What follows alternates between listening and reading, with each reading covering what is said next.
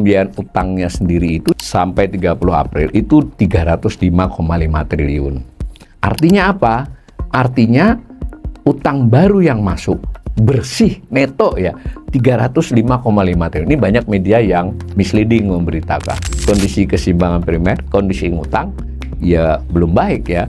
Nah, ditambah lagi informasi tentang bunga utang ini. Nah, bunga yang dibayar itu 192,4 triliun selama 4 bulan. Juga tidak diberi informasi. Ini menariknya ya.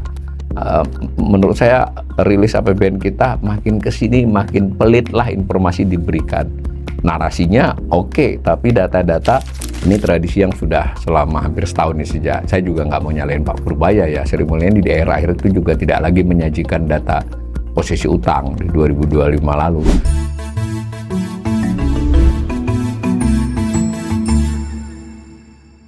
Salam cerdas, Ibu Bapak, Saudara-saudara yang saya hormati. Berjumpa kembali dengan saya di kanal Awali Rizki dalam sesi Assessment Ekonomi. Assessment kali ini melanjutkan assessment sebelumnya terkait dengan publikasi atau siaran pers dari Kementerian Keuangan tentang realisasi anggaran pendapatan dan belanja negara ya APBN selama 4 bulan pertama di tahun 2026. Di sesi pertama kita sudah melihat secara keseluruhan tentang perbandingan antara realisasi 4 bulan ini dengan 4 bulan tahun lalu maupun tahun-tahun sebelumnya selama 10 tahun. Nah, saya ulangi sebagian datanya tetapi dengan cara menggambarkan yang lain. Nah, kita sudah memperoleh informasi bahwa pendapatan itu mencapai 918,4 triliun ya selama 4 bulan itu, sedangkan belanja negara sudah mencapai 1082,8. Nah, saya gabungkan antara pendapatan dan belanja untuk kurun 10 tahun. Yang biru mewakili pendapatan, yang orange mewakili belanja. Tampak bahwa pendapatan memang lebih baik dari tahun 2025, tetapi masih lebih rendah dari 2024 dan 2023 secara nominal ya, itu jarang ya. Karena tren belanja itu, tren pendapatan itu sebenarnya naik meskipun naiknya kadang perlahan alamiah. Nah, ini sebabkan 2025 dropnya banyak ya, shortfall, tidak berhasil targetnya. Nah, tapi apapun di sesi pertama sudah saya komentari ya pendapatannya tidak terlampau bagus, tapi lebih bagus dari tahun kemarin. Nah, sedangkan belanja yang orange itu menunjukkan peningkatan yang sangat signifikan di tahun 2020, melompat yang orange itu ya. Nah, sudah dijelaskan juga di sesi pertama terutama sekali karena ada THR, ada penerimaan ASN baru, ada pembayaran lain-lain di bulan Maret ya, karena Maret kan termasuk di 4 bulan ini meskipun ini data sampai April, include ya termasuk yang Maret. Itu satu. Yang kedua MBG selama 4 bulan pertama ini luar biasa ya, sudah mencapai 71 triliun. Di tahun 2025 selama 4 bulan baru kurang dari 5 triliun ya. Jadi lompatannya jauh. Nah, ditambah juga di sesi lalu kita juga bicarakan bahwa ada percepatan belanja modal untuk beberapa kementerian lembaga antara lain Polri, kemudian Kemenhan, kemudian Kejaksaan ya, selain PU tentu saja. Sehingga terjadi peningkatan yang signifikan. Gambarnya begini. Nah, akibat pendapatan yang meskipun meningkat masih kalah dibandingkan dengan peningkatan belanja, maka ya defisitnya cukup lebar, 164,4 triliun ya. Minus itu ya, ini satuannya triliun. Memang lebih baik daripada Maret, tetapi kalau kita lihat selama bulan April 10 tahun terakhir, ini adalah defisit terlebar.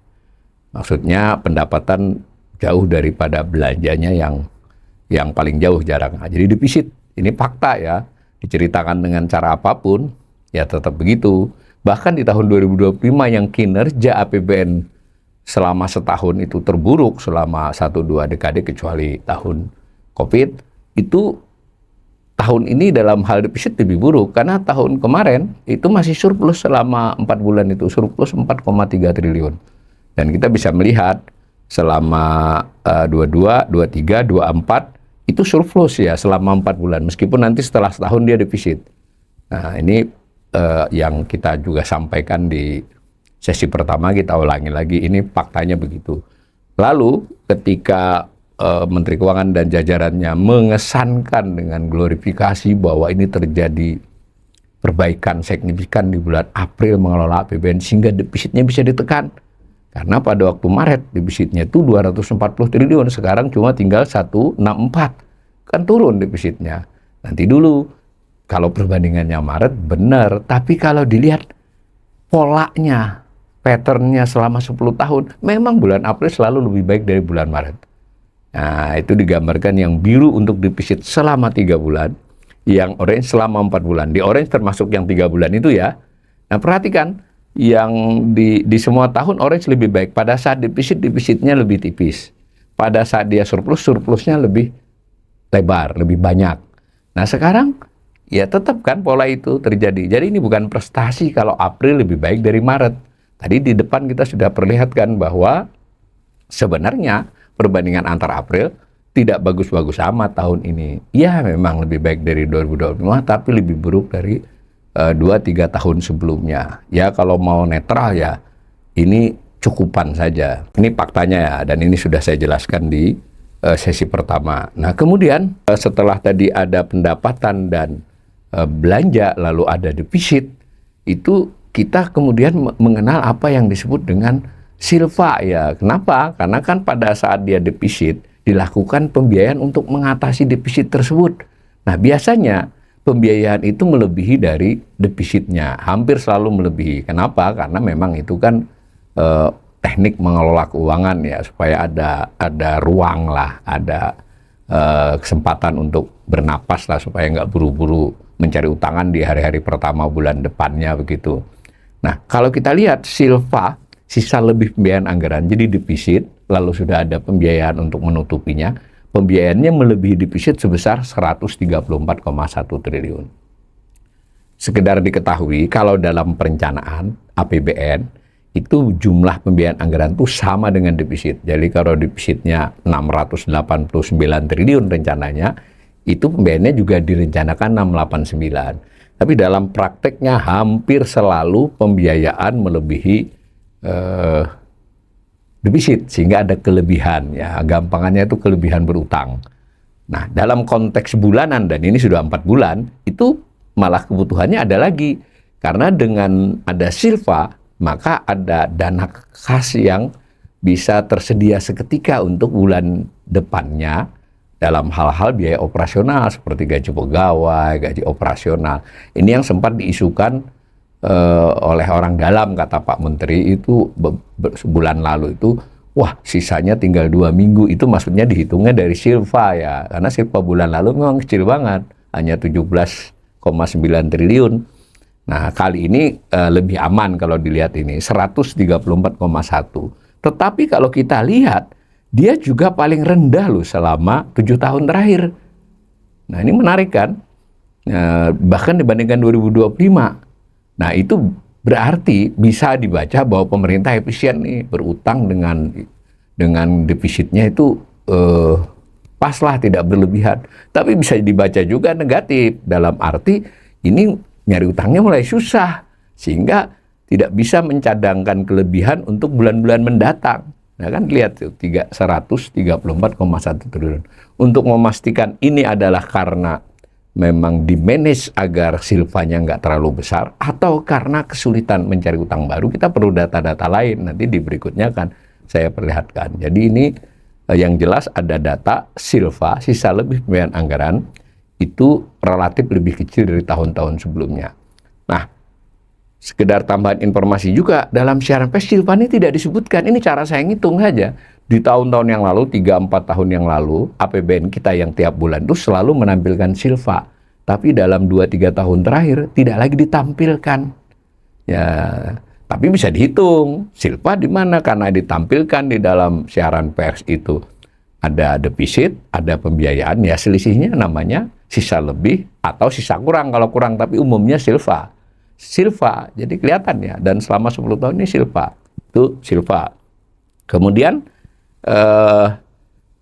tadi ada pendapatan, ada belanja, lalu defisit dicoba diatasi dengan pembiayaan. Nah, nilai pembiayaan dibandingkan dengan defisit disebut sisa lebih pembiayaan anggaran.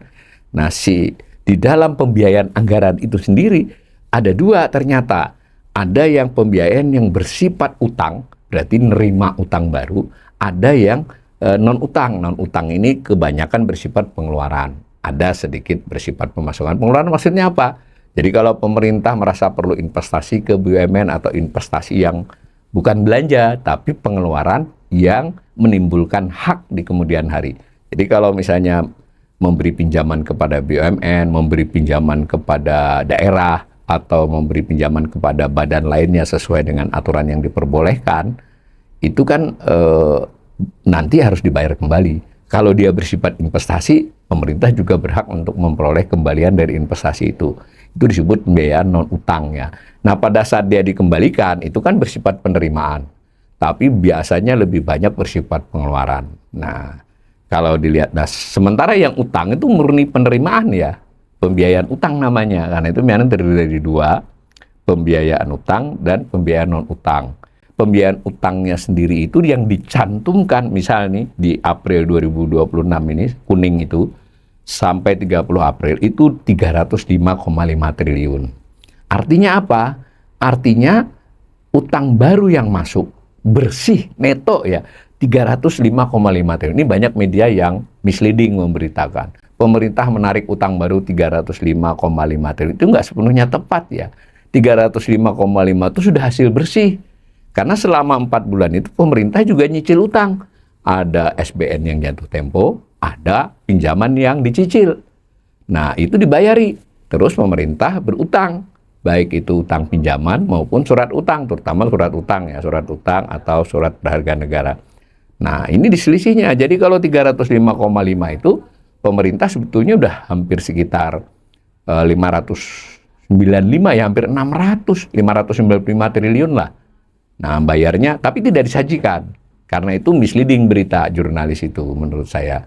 Mengutangnya ya hampir 600 triliun. Cuma di antara utangan itu ada yang dipakai untuk melunasi utang lama.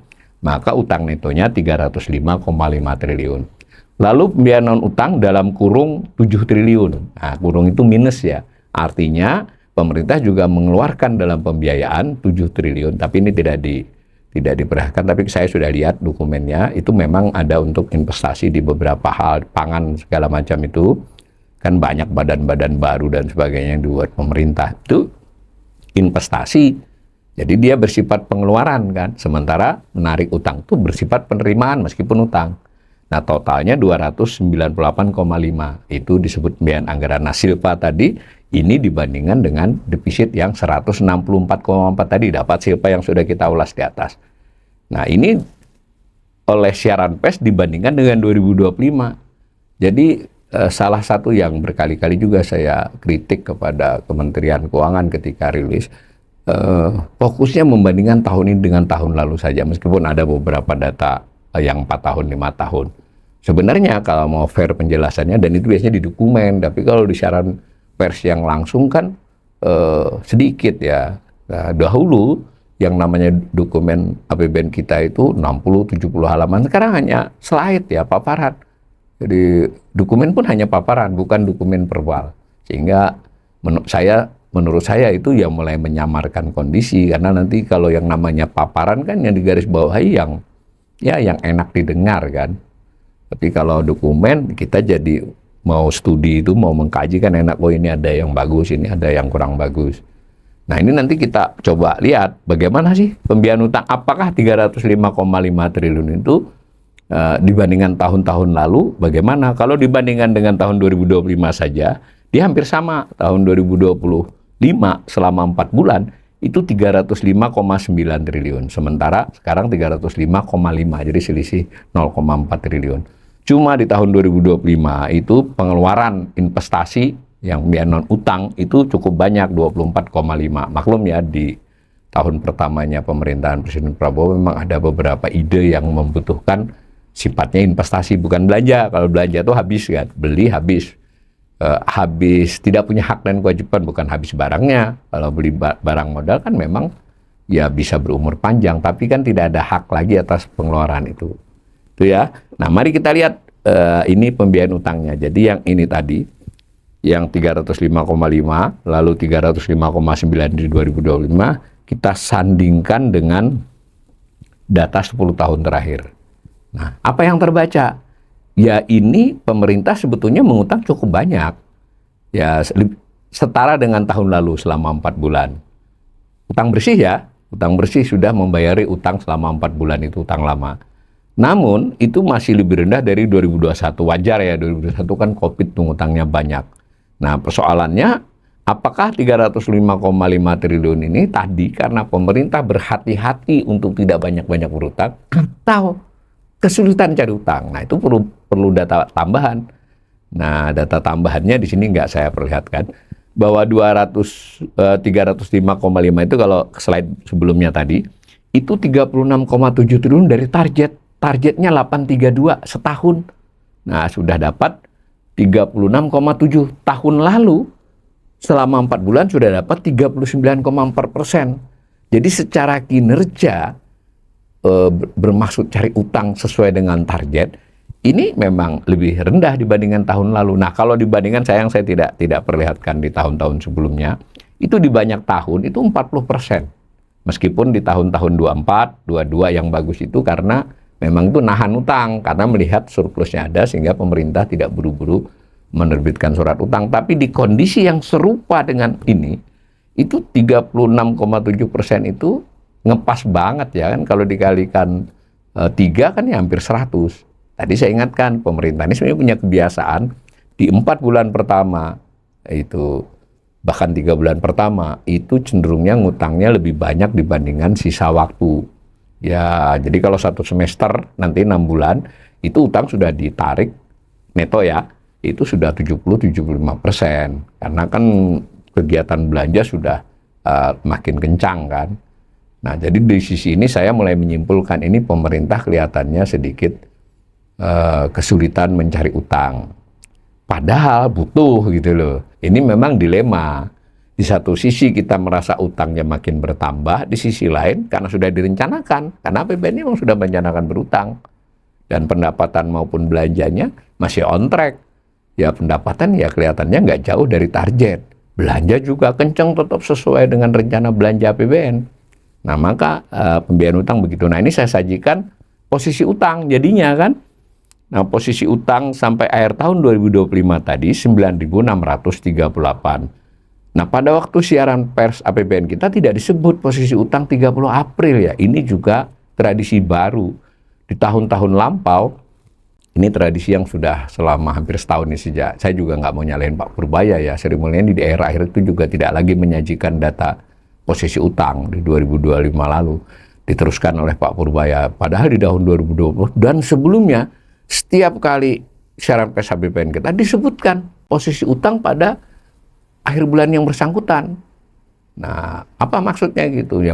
Jadi kan kita jadi bingung juga. Seringkali dikatakan utang aman, tapi datanya tidak disajikan secara terbuka kepada publik. Ya, tapi sebenarnya bisa dihitung. Nah, yang sudah disajikan adalah akhir Maret. Jadi per 31 Maret itu utang kita itu sudah 9.920 triliun ya. Nah, berarti 9.920 itu didapat dari tambahan pembiayaan utang neto pada waktu itu 3 bulan 259, tapi karena kurs 31 Maret dibandingkan dengan 31 Desember 2025 itu melemah, maka utang yang berupa valuta asing, khususnya dolar, itu kan disajikan dalam rupiah bertambah. Nah, faktor itu 23 triliun, akibatnya jadi 9.920. Nah, bagaimana dengan 30 April tidak dikatakan, tapi tadi kita sudah dapat bahwa ada pembiayaan utang ini tadi. Nah, 305,5, berarti kita tambahkan 305,5 dari 9.920 tadi. Tapi kurs 30 April juga beda lagi dengan 31 Maret. Kurs yang dipakai dalam menyatakan utang itu adalah kurs tengah Bank Indonesia pada tanggal yang bersangkutan. Maka setelah saya hitung, ya kurang lebih 9.974 triliun per 30 April ya. Ini cara membaca ini. Jadi dilema kita nih, di satu sisi kita butuh utang karena memang sudah mematok mau ngutang neto 832 triliun dalam APBN 2026. Tetapi sampai 4 bulan ya agak sulit juga nih cari utang.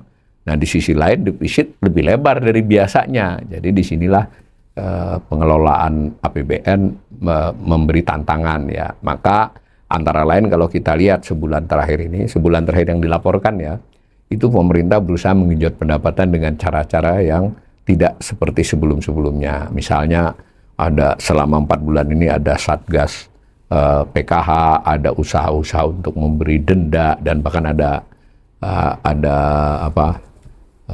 ada kegiatan menunjukkan hasil denda, hasil sitaan yang sekian triliun ya. Nah itu kan ya boleh, artinya pendapatan jadi bertambah karena itu mungkin 10-20 triliun. Tapi harus diingat juga ya, semua denda, semua itu kan bisa nggak berkesinambungan. Karena kalau nggak mungkin kan denda terus-terusan, berarti kan indikasi yang buruk semacam itu. Nah, tapi kita tetap melihat itu upaya. Nah, sayangnya yang biasa dikasih rekomendasi oleh ekonom seperti saya dan yang sejalan ya, harusnya kan yang diupayakan dikurangi itu belanja. Tapi nampaknya pemerintah tidak memilih itu. Ada sih upaya mengurangi, tapi tidak cukup untuk mengatasi yang menurut kami akan dihadapi oleh APBN dan sudah mulai dihadapi. Nah, untuk menguatkan saya tadi bahwa saya cenderung mengatakan bahwa pemerintah bukannya berhati-hati untuk tidak mengutang, tapi lebih karena kesulitan berutang. Dari gambar yang disajikan sendiri oleh siaran pers itu, namanya bid to cover ratio, SUN, surat utang negara. Kalau SUN berarti hanya yang konven ya, kalau SBN itu ada SUN dan ada SBN Syariah, SBNS. Nah, bid cover ratio itu adalah ketika dia lelang, itu yang menawarkan memberi utangan masuk. Berapa? Misalnya pemerintah mau cari 100 triliun ya, 10 lah, kalau satu kali lelang jarang sampai 100. Lalu yang masuk 20 triliun. Nah, kemudian dimenangkan 10, namanya bid cover ratio-nya 2 kan. Yang mau jualin ke pemerintah 20, tapi kita hanya mengambil 10, berarti 2. Nah, sekarang kita lihat nih gambar bulanan hasil lelang. Nah, ini memang coba dihaluskan dengan cara rata-ratanya 2,3 triliun, 2,5 kali lipat ya. Tapi kalau kita lihat trennya, itu kan Januari masih rendah tuh bid cover ratio. Februari, Maret langsung naik. Kebalikan nih dengan yang 2026, Januarinya masih baik, maaf tahun lalu itu masih rendah. Rendah itu artinya nggak banyak orang minat ngutangi.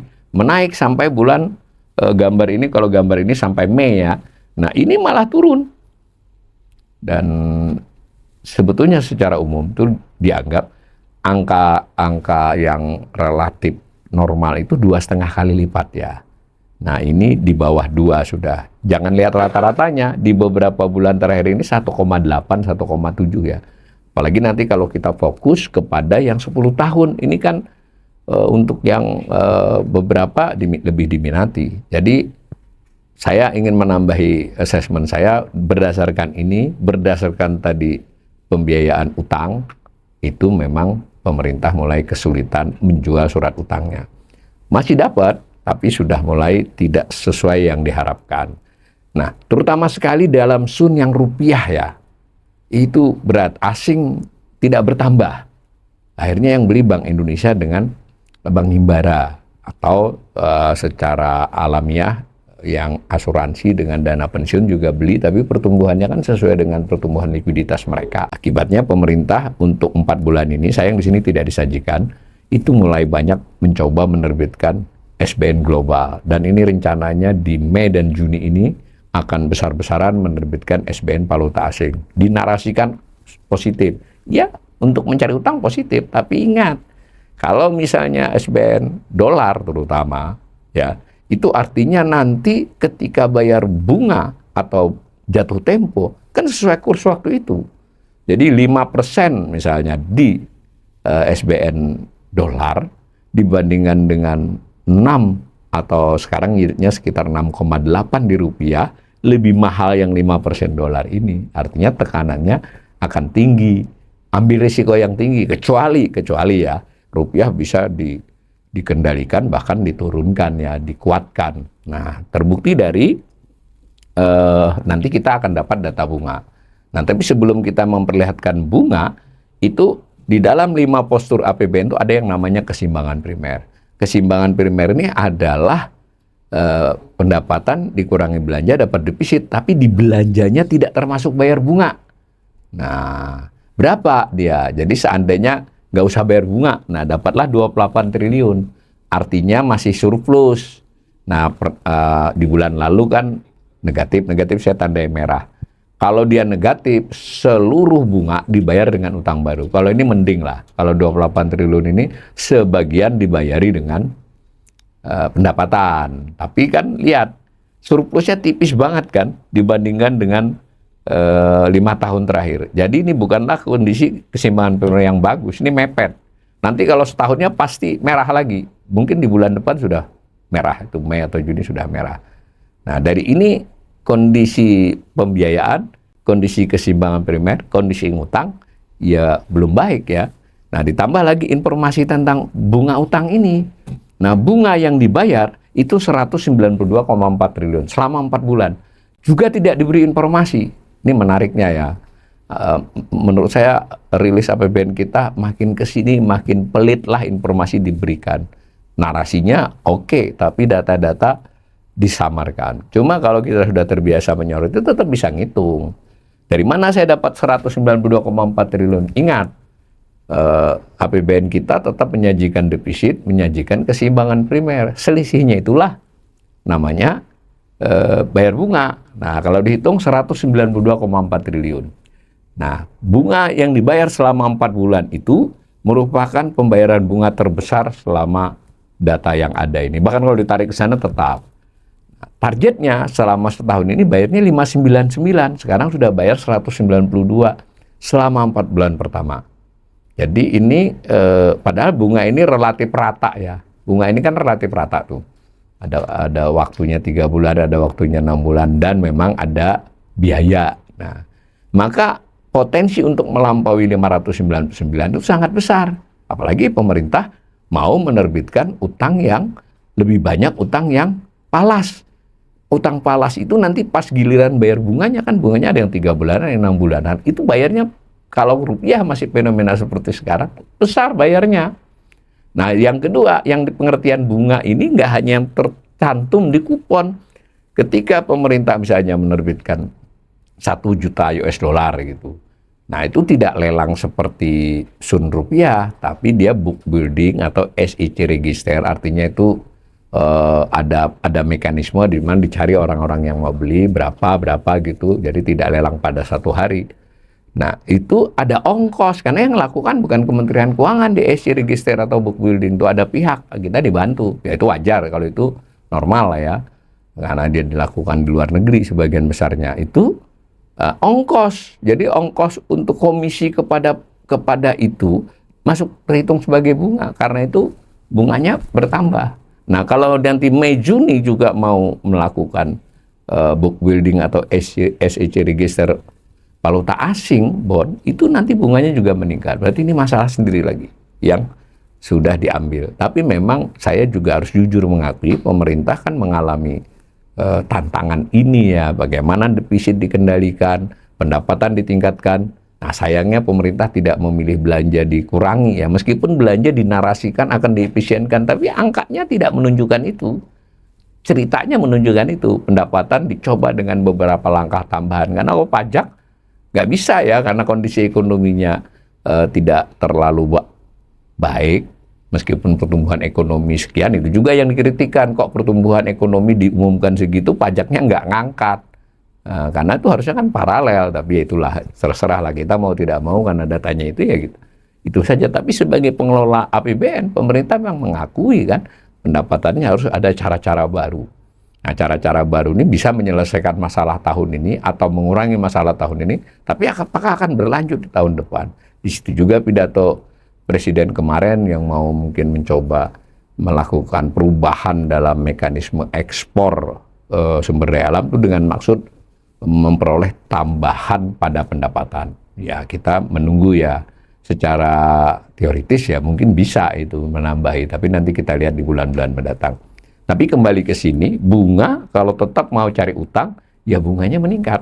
Nah, maka saya simpulkan secara umum, Pendapatan itu memang meningkat ya 4 bulan ini, tetapi belanja naik lebih pesat. Akibatnya defisitnya makin lebar, terlebar selama 10 tahun terakhir ini. Nah, dan saya ingatkan tadi secara musiman memang April lebih lebar daripada Maret. Itu sebenarnya mudah dijelaskan karena di April itu badan usaha itu banyak menyelesaikan kewajibannya untuk bayar pajak ya di bulan April.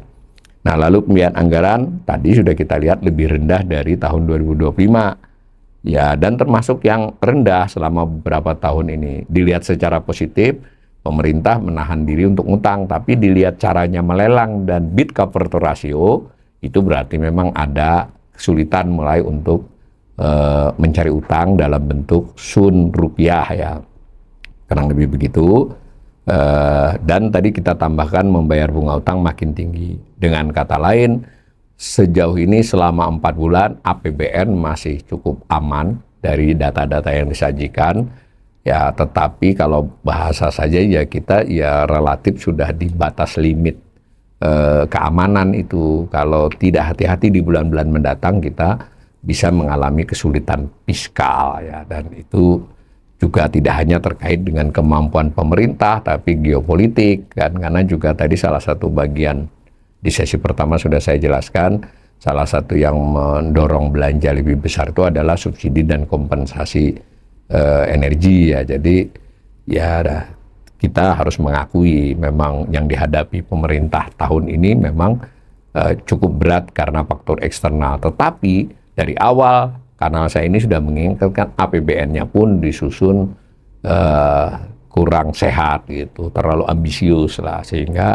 ketika ada masalah seperti ini ya tergopoh-gopoh, mau kurangi ini kurangi itu, tapi kurangi ini kurangi itunya ya tidak apa ya, kalau dalam ukuran saya tidak signifikan sekali. Jadi betul misalnya MBG mau dari 335 jadi 268 itu dinarasikan.